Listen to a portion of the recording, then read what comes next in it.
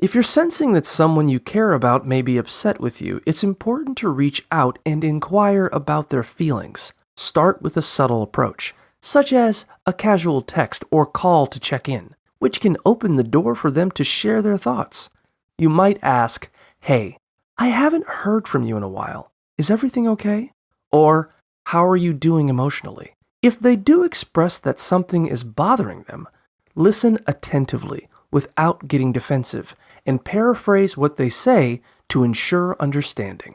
If you feel it's appropriate, you can offer your perspective but be cautious not to come off as dismissive. It's also crucial to respect their need for space if they're not ready to talk. Lastly, if you want to mend the relationship, be willing to apologize and ask what you can do to help while ensuring you only agree to reasonable request.